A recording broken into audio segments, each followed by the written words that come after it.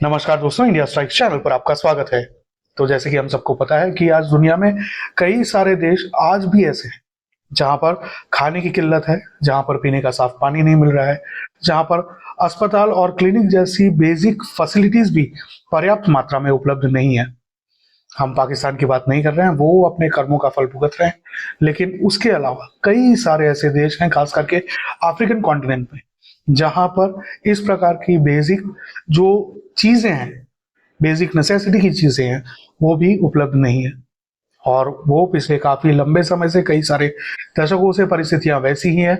और कई सारी ऐसी संस्थाएं हैं जैसे कि यूएन है, यूनिसेफ है, ये सब कॉन्स्टेंटली लगे हुए हैं उन देशों में परिस्थितियों को संभवतः ठीक करने के लिए, लेकिन किसी वजह से वो आखिरी इंसान तक पहुंच नहीं पा रहे हैं, सुविधाएं पहुंचा नहीं पा रहे हैं, दशकों के प्रयासों के बाद भी। और उसके सामने भारत कहीं पर भी, खास करके अपने नेबरहुड में, जब भी कभी भी कोई भी आपदा आती है, कोई भी डिजास्टर, कोई भी ऐसा इंसिडेंट होता है, खास करके जो नेचुरल डिजास्टर होता है, उस समय तुरंत ही भारत रिस्पॉन्ड करता है, acting upon its nation first policy.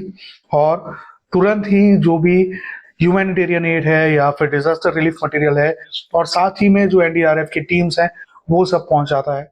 अब ये चीज हमने बार बार देखी है, चाहे वो ऑपरेशन दोस्त के तहत तुर्की में जो अर्थक्वेक आया उस समय वहां पर रिलीफ मटेरियल पहुंचाना हो, मदद पहुंचानी हो, या फिर ऑपरेशन ब्रह्मा के तहत म्यांमार में जब भूकंप आया तो वहां पर मदद पहुंचानी हो, या फिर इंडोनेशिया में मदद पहुंचानी हो, या ऑपरेशन मैत्री के तहत नेपाल में मदद पहुंचानी हो, इन सभी जगहों पर भारत तुरंत ही फर्स्ट रिस्पॉन्डर के तौर पर उभर कर आया है। और उसने तुरंत ही इन सभी देशों को जो भी रिलीफ मटेरियल रिक्वायर था, जो भी ह्यूमैनिटेरियन एड रिक्वायर था, जिसकी मदद से वो उन परिस्थितियों में से, उन आपदाओं में से बाहर आ सके, वो सभी चीजें भारत ने की है।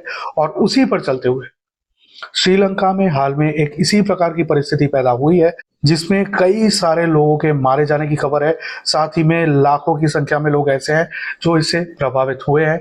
तो भारत ने 48 घंटे के अंदर ही ऑपरेशन सागर बंधु लॉन्च किया, और तुरंत ही ये जो आपदा आई है साइक्लोन दीतवा के रूप में, उसको काउंटर करते हुए और श्रीलंका के लोगों के साथ खड़े होकर उनको उस आपदा में से निकालने के सभी प्रयास शुरू कर दिए हैं।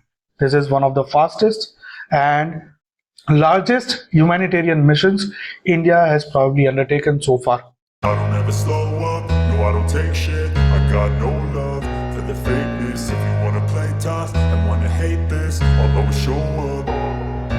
I don't ever slow up, no I don't take shit. I got no love for the fakeness. If you wanna play tough and wanna hate this, I'll always show up and make a statement. I don't ever slow up, no I don't take shit. I got no love for the fakeness. If you wanna play tough and wanna hate this, I'll always show up and make a statement.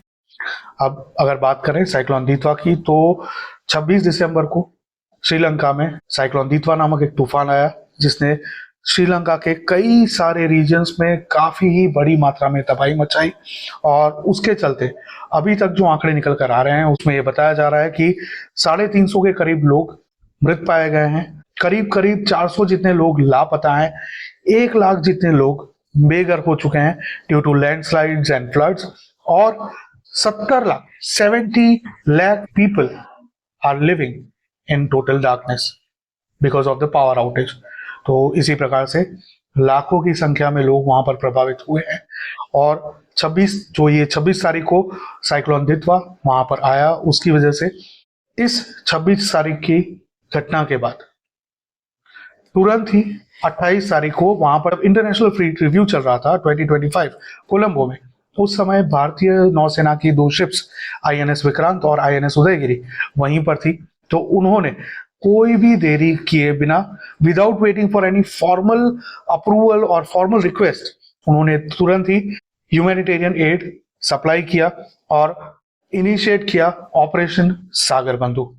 28 यानी कि cyclone दीतवा के आने के 48 घंटे के अंदर ही भारत ने operation सागर बंधु लॉन्च कर दिया, जिसमें सबसे पहला रोल प्ले किया आईएनएस विक्रांत और आईएनएस उदयगिरी ने।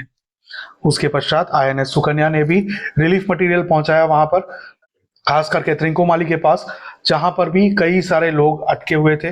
बाद में आईएएफ के C-130J हरक्यूलिस के द्वारा अन्य रिलीफ मटेरियल पहुंचाया गया। अभी तक जो उसका टोटल अमाउंट है रिलीफ मटेरियल और ह्यूमैनिटेरियन असिस्टेंस जो पहुंचाया गया है, उसका जो टोटल अमाउंट बताया जा रहा है वो अभी तक नियरली 62 टन प्लस का बताया जा रहा है। अब इसमें क्या क्या चीजें हैं, तो इसमें मेनली अगर बात करें तो भीष्मा क्यूब्स हैं।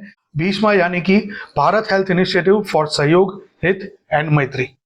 अब ये ऐसे क्यूबिकल्स बनाए गए हैं जिसका उपयोग करके विद इन 12 मिनट्स 10 बेड वाली एक छोटा सा सेंटर तैयार किया जा सके।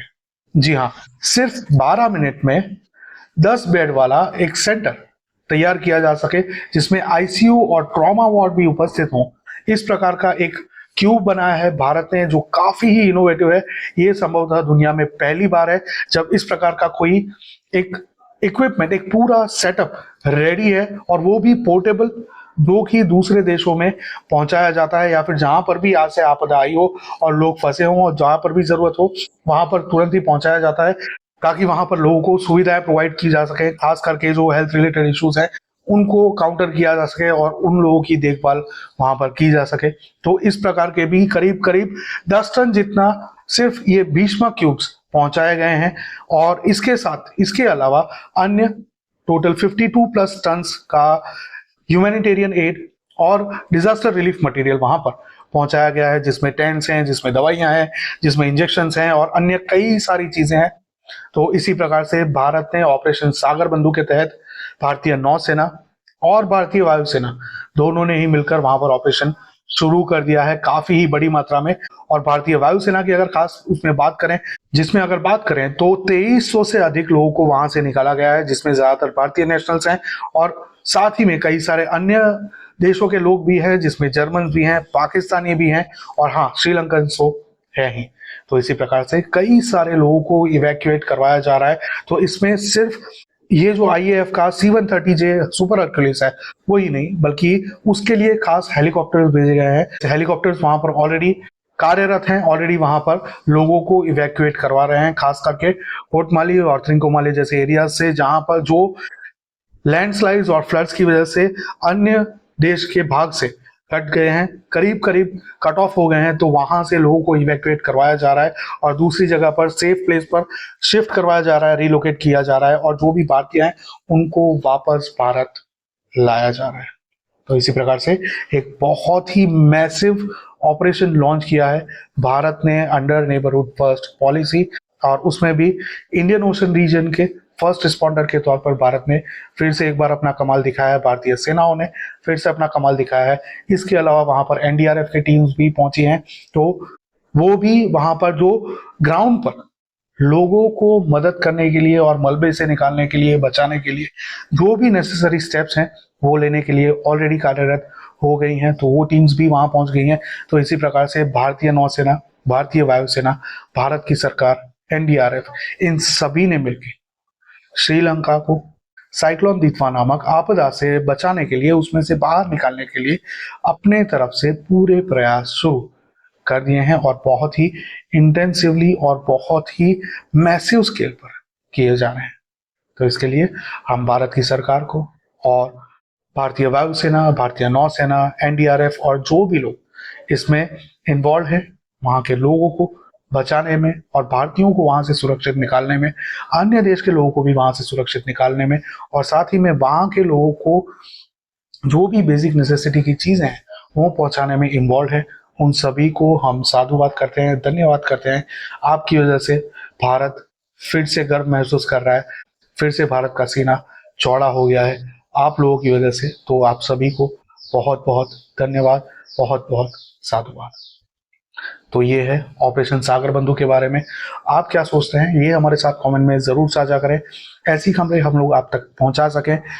भारत की सेनाएं और भारत की सरकार, भारत के लोग जो भी इस प्रकार के कार्य कर रहे हैं वो हम आप लोगों तक पहुंचाएं। उसके लिए हमको कॉन्स्टेंटली वर्क करना पड़ता है और उसमें आपकी सहायता जरूरी है, अनिवार्य है। तो अगर हो सके तो QR कोड दिया है तो स्कैन करके सपोर्ट जरूर करें। Without finance, without Lakshmi, without Shri, अर्थ के बिना कोई भी कार्य पूर्ण रूप से नहीं हो सकता है तो फाइनेंशियल सपोर्ट अगर पॉसिबल है आपके लिए तो ज़रूर करें, और साथ ही में अगर पॉसिबल नहीं भी है तो लाइक और सब्सक्राइब ज़रूर करें ताकि ये वीडियो ज़्यादा से ज़्यादा लोगों तक पहुंचे। शेयर भी ज़रूर करें ताकि ज़्यादा लोग ज़्यादा भारतीय जान पाए और अपनी सेनाओं के ऊपर, अपने देश के ऊपर गर्व कर पाए। आप क्या सोचते हैं ये भी हमारे साथ कमेंट में ज़रूर साझा करें। मिलेंगे अगली खबर में, तब तक के लिए जय हिंद, हर हर महादेव।